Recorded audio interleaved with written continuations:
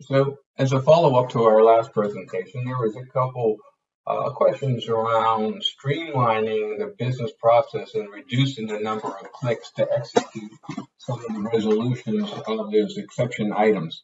So, we talked about the ability to incorporate those standard processes, such as write-offs or transfer of items, into the customer view of the payer activity or the claim activity.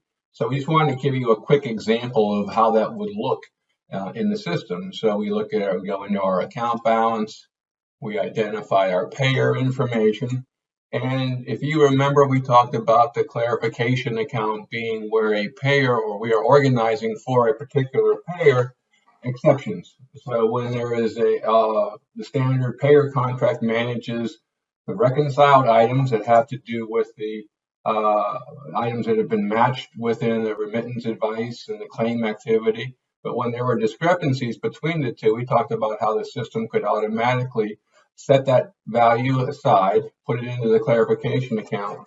This ensures that when the payment is received, it matches what was in the remittance advice and is processed in an accurate and timely manner. But we have organized these exceptions. And so here we can see several exceptions.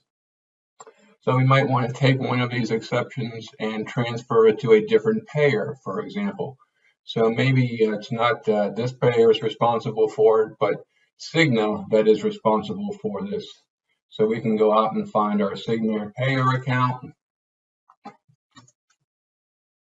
And we might want to put it into their clarification account also. So I can select their clarification account. So now we can maybe match that item and do an automatic account maintenance, as we saw in our example. Now I can go up and choose the item that we want to transfer. So let's say we want to transfer that $75 item. We activate it and post. You have an option to edit that down. If we refresh this, we see that 75 is gone. It's a cleared item. It's no longer an exception in our process. But we could take one of the other items also and do a write-off.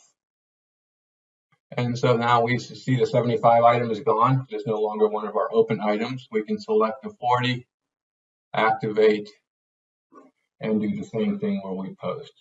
So I just wanted to kind of give you that quick update on how simple it is to incorporate other business processes here. You can have more of those across the top, and how it will also transfer the information that we were drilling into our initial processing of those activities.